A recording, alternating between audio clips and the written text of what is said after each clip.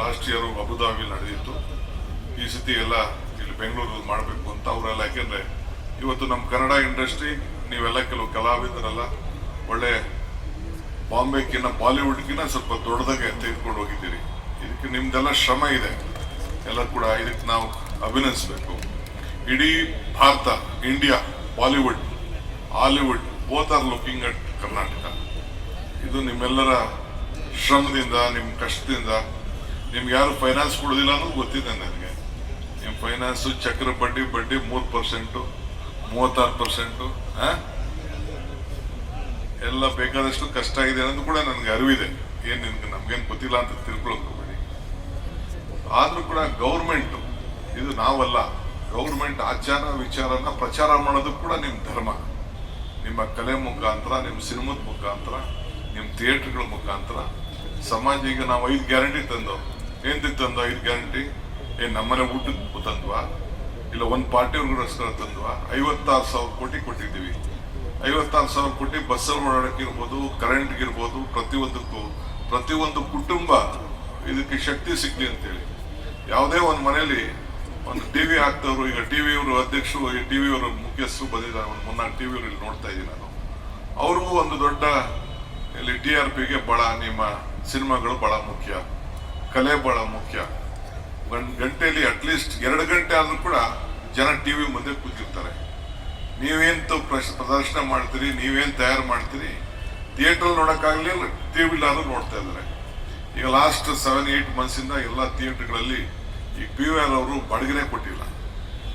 ಬಾಡಿಗೆಗೆ ಲಾಸ್ ಆಗ್ತಾ ಇದೆ, ಒಳ್ಳೆ ಸಿನಿಮಾಗಳು ಬರ್ತಾ ಇಲ್ಲ ಅಂತೇಳಿ. ಸೊ ಅದಕ್ಕೆ ಮುಖ್ಯಮಂತ್ರಿಗಳು ಮೈಸೂರಿನಲ್ಲಿ ಒಂದು ದೊಡ್ಡ, ಈಗೇನು 1 ಗಂಟೆ 1-1/4 ಗಂಟೆಗೆ ಮೈಸೂರಿಗೆ ಹೋಗ್ಬೋದು, ನಾವು ಒಳ್ಳೆ ಜಾಗವನ್ನು ಕೂಡ ಮಾಡಿ ಒಂದು ಒಳ್ಳೆ ಸಿಟಿ ಮಾಡಬೇಕು ಅಂತೇಳಿ ಅಲ್ಲಿ ಈಗಾಗಲೇ ಅವರ ಸಂಕಲ್ಪ ಇದೆ. ಬಹುಶಃ ಈ ಬಜೆಟ್ ಆದಮೇಲೆ ಪ್ಲಾನ್ ಸಬ್ಮಿಟ್ ಆಗಿತ್ತು. ಆ ಪ್ಲಾನ್ ಸರಿ ಇಲ್ಲ ಅಂತೇಳಿ ಅವರೇ ಅದಕ್ಕೆ ರಿಜೆಕ್ಟ್ ಮಾಡಿದ್ದಾರೆ. ಒಂದು ಕೂತ್ಕೊಂಡು ಅನೇಕರ ಚರ್ಚೆ ಮಾಡಿ ಒಂದು ಅಂತಾರಾಷ್ಟ್ರೀಯ ಮಟ್ಟದ ಒಂದು ದೊಡ್ಡ ಫಿಲಂ ಸಿಟಿ ಮಾಡಬೇಕು ಅನ್ನೋದು ಅವರ ಸಂಕಲ್ಪ ಇದೆ.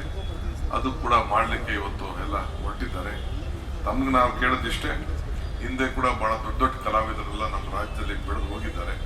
ಮುಂದಕ್ಕೂ ಕೂಡ ಯಂಗ್ಸ್ಟರ್ಸ್ಗೆಲ್ಲ ಬೇಕಾದಷ್ಟು ಅವಕಾಶ ಇದೆ, ಸ್ಕೋಪು, ಲ್ಯಾಂಗ್ವೇಜು ಎಲ್ಲ ಇದ್ದ. ಹಿಂದೆ ರಾಮನಗರದಲ್ಲಿ ಶೋಲೆ ನಡೆಸಿದಾಗ ಯಾವುದು ಸಾಧ್ಯನಾ ಇಂಥದ್ದೆಲ್ಲ ಅಂತ ಕೂಡ ಹಿಂದೆ 40-50 ವರ್ಷದಿಂದ ಮಾತಾಡ್ತಿದ್ರು. ಹಿಂಗೆಲ್ಲ ಇವತ್ತು ಕೂಡ ನಮ್ಮ ಕರ್ನಾಟಕ ರಾಜ್ಯದಲ್ಲಿರುವಂಥ ಸಿರಿ ಸಂಪತ್ತೇನಿದೆ, ಇಲ್ಲಿರುವಂಥ ಮಲೆನಾಡು ಪ್ರದೇಶ ಏನಿದೆ, ಚಿಕ್ಕಮಗಳೂರು ಇರ್ಬೋದು, ಕೂರ್ಗ್ ಇರ್ಬೋದು, ನಮ್ಮ ಸೀಶೋರ್ ಇರ್ಬೋದು, ಏನು ಕೋಸ್ಟಲ್ ಬೆಲ್ಟ್ ಇರ್ಬೋದು, ಇಲ್ಲ ಉತ್ತರ ಕರ್ನಾಟಕದಲ್ಲಿರುವಂಥ ಗೋಲ್ಗುಂಬಸ್ ಇರ್ಬೋದು, ಬೇರೆ ಬೇರೆ ವಿಜಯನಗರದ ಎಂಪೈರ್ ಇರುವಂಥ ಸ್ಥಾನಗಳು, ಎಂತೆಂಥ ಚಿತ್ರವನ್ನ ನೋಡುವಂಥ ತೋರಿಸುವಂಥ ಒಂದು ದೊಡ್ಡ ಅವಕಾಶ ಇದೆ. ಆ ಹಿನ್ನೆಲೆಯಲ್ಲೇ ಮುಖ್ಯಮಂತ್ರಿಗಳು ಇದು ಈ ರಾಜ್ಯ ಸರ್ವ ಜನಾಂಗದ ಶಾಂತಿಯ ತೋಟ ಅನ್ನೋ ಥೀಮನ್ನು ಇಡೀ ದೇಶಕ್ಕೆ ಒಂದು ಕಳಿಸ್ಬೇಕು ಅನ್ನೋ ದೃಷ್ಟಿಯಿಂದ ಇವತ್ತು ಆಯ್ಕೆ ಮಾಡಿ ಕಳಿಸಿದ್ದಾರೆ. ನಿಮ್ಗೆಲ್ಲ ಶುಭವಾಗಲಿ. ಅಟ್ಲೀಸ್ಟ್ ಮುಂದಕ್ಕಾದ್ರೂ ಕೂಡ ಇಂಥ ಕಾರ್ಯಕ್ರಮಕ್ಕೆ ಫಿಲಂ ಚೇಂಬರ್ ಅವರು, ಅಕಾಡೆಮಿಯವರು, ಅವ್ರಿಗೆಲ್ಲ ಸ್ವಲ್ಪ ನಂದು ವಾರ್ನಿಂಗ್ ಅಂತ ಇರಲಿ, ರಿಕ್ವೆಸ್ಟ್ ಅಂತ ಇರಲಿ, it is not my programme, ನನ್ನ ಕಾರ್ಯಕ್ರಮ ಅಲ್ಲ ಇದು, ನಿಮ್ಮ ಕಾರ್ಯಕ್ರಮ. ಹೇಮಾ ಚೌಧರಿ ಪಾಪ ಅವ್ರು ಬಂದು ಕೂತಿದ್ದಾರೆ. ಅವ್ರ ಯಾಕೆಂದ್ರೆ ಬರೀ ಒಂದು 25 ಜನಕ್ಕೆ ಸಿನಿಮಾ ಬೇಕಾಗಿರೋದು. 20 ನಾವು ಯಾವ್ದಾರ ಸಂದರ್ಭದಲ್ಲಿ ಯಾವ್ದಾರ ಒಬ್ರು ಹಿಂಗೆ ಫಿಲಂ ಏನಾರು ಇಲ್ಲೆಲ್ಲ ತೆಗಿತಾವ್ರೆ ಅಂತಂದ್ರೆ ಯಾರು ಸರ್ಕಾರಕ್ಕೆ ಕೋಪರೇಟ್ ಮಾಡಲ್ಲ, ಅಲ್ಲಿ ಪರ್ಮಿಷನ್ ಕೊಡ್ಬೇಡ ಅಂದ್ರೆ ಥಿಯೇಟರ್ ಸಿನಿಮಾನೇ ನಡೆಯಲ್ಲ, ಒಂದು ಶೂಟಿಂಗೇ ನಡೆಯಲ್ಲಪ್ಪ. ನಮಗೂ ಗೊತ್ತಿದೆ ಎಲ್ಲ, ಯಾರ್ಯಾರಿಗೆ ಎಲ್ಲೆಲ್ಲಿ ನಟ್ಟು ಮಾಡ್ಬೇಕು ಅಂತ ಕೂಡ ನನಗೆ ಹೋದೆ. ಬಟ್ ಸ್ವಲ್ಪ ತಿಳ್ಕೊಳ್ಳಿ ಇರಲಿ. ಗುಡ್, ಅಟ್ಲೀಸ್ಟ್ ನಿಮ್ಗೆಲ್ಲ ಅರ್ಥ ಆಗ್ತಾ ಇದೆಯಲ್ಲ ನಮ್ಮ ಕಷ್ಟ. ಒಳ್ಳೇದಾಗ್ಲಿ, ನಿಮ್ಗೆಲ್ಲ ಶುಭ ಆಗ್ಲಿ. 16ನೇ ಫಿಲಂ ಫೆಸ್ಟಿವಲ್ಲು ಬಹಳ ಚೆನ್ನಾಗಿ ಯಶಸ್ಸಾಗ್ಲಿ. ನೋಡೋಣ, ಟೈಮ್ ಸಿಕ್ತು ಅಂತಂದ್ರೆ ನಾನು ಹೋಗಿ ಯಾವ್ದಾದ್ರು ಥಿಯೇಟ್ರಲ್ಲಿ ಸಿನಿಮಾ ನೋಡಿ ಆನಂದ ಪಡ್ತೀನಿ. ಇಷ್ಟು ಮಾತ್ರ. ಹಿಂದೆ ನಾನು ಟೂರಿಂಗ್ ಸಿನಿಮಾ ನಡೆಸುವಾಗ ಗಾಂಧಿನಗರದಲ್ಲಿ ನಾನು ಹೋಗಿ ಸಿನಿಮಾ ನೋಡ್ಬಿಟ್ಟೆ ಡಬ್ಬ ಹಾಕ್ತಿದ್ದೆ. ಡಬ್ಬ ಎತ್ಕೊಂಡು ಗಾಂಧಿನಗರ ಬಸ್ ಸ್ಟ್ಯಾಂಡ್ಗೆ ಹಾಕಿ ಎತ್ಕೊಂಡೋಗಿ ನಮ್ಮೂರಲ್ಲಿ ಬಿದ್ದಿದ್ದು. ಸತ್ಯ ಹರೀಶ್ ನಾಳೆ ಸಿನಿಮಾನ 14 ಸತಿ 15 ಸತಿ ನೋಡಿದ್ದೀನಿ. ಹಿಂದೆ ಮದುವೆ ಆದ್ಮೇಲೆ ಮೈಸೂರಲ್ಲಿ ನಾನು ಹೆಂಡ್ತಿನೂ ಕರ್ಕೊಂಡು ಹೋಗಿದ್ದೆ ಸತ್ಯ ಹರೀಶ್ ನಾನು ತೋರ್ಸಕ್ಕೆ. ನಾನು ಅಷ್ಟು ನಮಗೂ ಅಂದ್ರೆ ಈಗ ಏಜ್ ಗ್ಯಾಪ್ ಡಿಫರೆನ್ಸ್ ಜಾಸ್ತಿ ಆಗೋಯ್ತು. ಪಾಪ ಕಲಾವಿದನ್ನ ಕೂರಿಸೋದು ನಮಗೂ ಕಷ್ಟ ಆಗ್ಬಿಟ್ಟಿದೆ. ಬಹಳ ಒಳ್ಳೊಳ್ಳೆಯವರೆಲ್ಲ ಬರ್ತಾ ಇದ್ದಾರೆ. ಅಂದ್ರೆ ಕಲೆ ಯಾರಪ್ಪನ ಆಸ್ತಿನೂ ಅಲ್ಲ, ಯಾರು ಬೇಕಾದ್ರೂ ಎಷ್ಟು ಮಟ್ಟಕ್ಕೆ ಬೆಳೀಲಿಕ್ಕೆ ಭಗವಂತ ಅವಕಾಶ ಕೊಟ್ಟಿದ್ದಾರೆ.